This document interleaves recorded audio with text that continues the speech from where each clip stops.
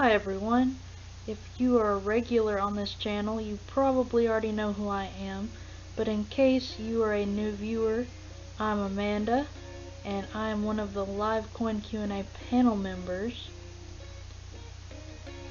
I really like world coins, so I thought I would make a video sharing some tips on how I identify some of the world coins I come across. So I'm going to go ahead and start out with the first coin. I picked an easier one to look at. So here is the first coin. So as you can see, 1 cent, 1881H. And then you can also see that it says Canada. So I'm going to shrink that back down to where it fits over here. And I've got one of my favorite websites pulled up. It is called Numista.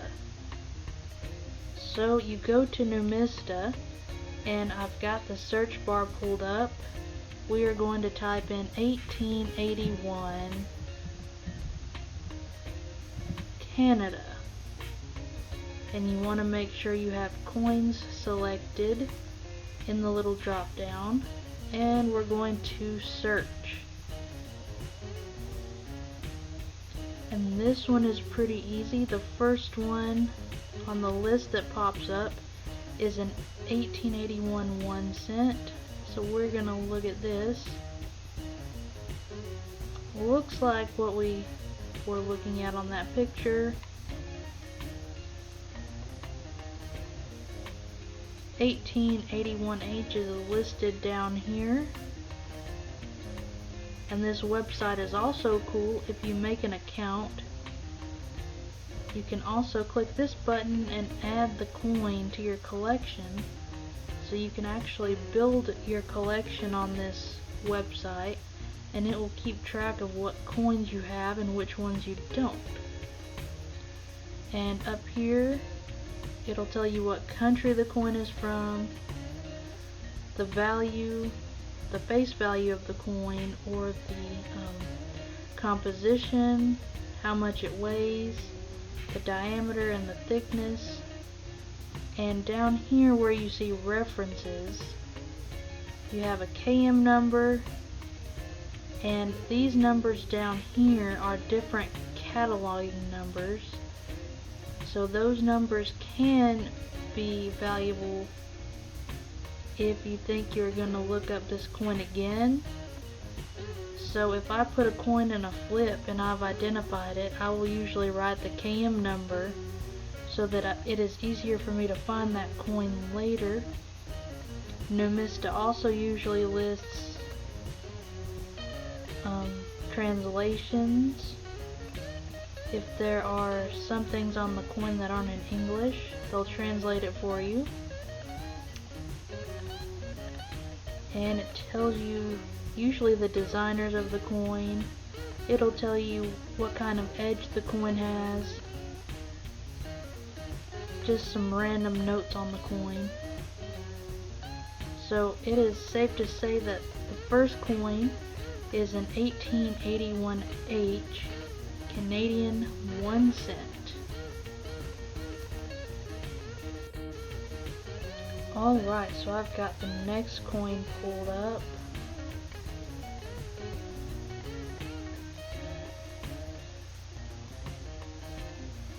So this one is a 1965 francs. So this one doesn't come out as plainly and say where it is from. The first one we looked at was from Canada. So I'm going to shrink this back down, and we're going to go over to Numista again. So what we're going to type in this time is 1960 5 francs. Let's see, we've got 5 francs from Belgium. That does not look like our coin. But we scroll down, and this one looks like the coin that we have. So it would be a 1965 francs from France. And it is 0.835 silver. KM number would be 926. And it has all kinds of other facts listed about the coins. Has the mintage.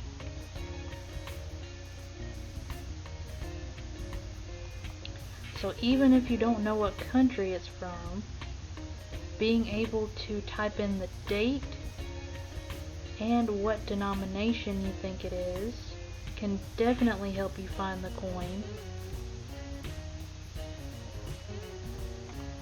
So this next coin I'm about to show is going to be harder to look up.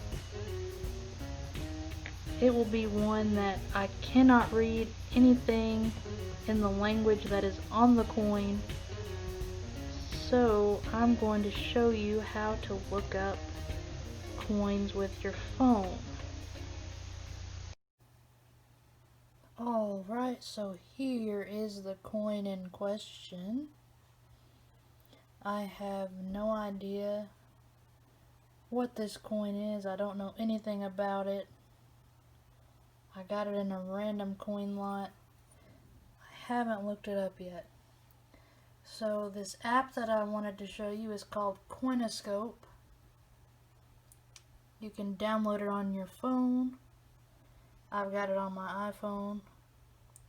So what you do with it, you open the app and you take a picture of the coin you want to know about. It'll load and it'll search for one like it.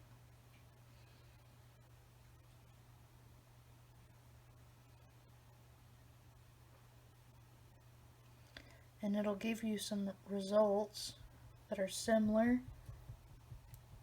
So this search result says Thailand, one bought 1961.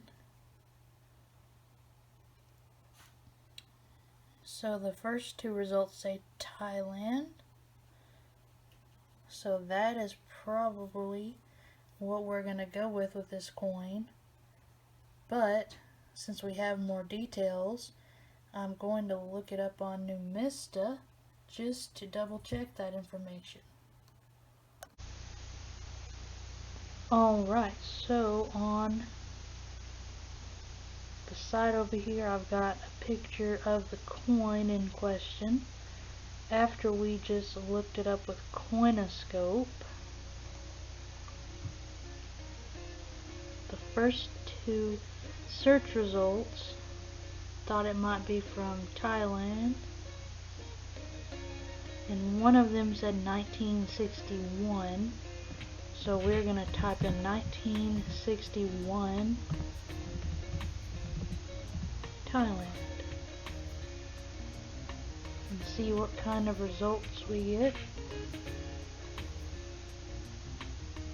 Might take a minute for it to load because my internet is slow. And that one does look like our coin.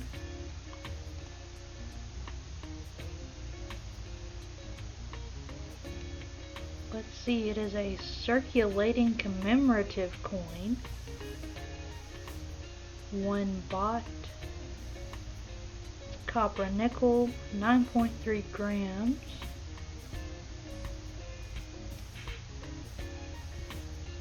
And that is pretty cool. That is not one that I had added to my collection on here yet. But I'm very happy to have identified that one, so I can get it put in a flip later.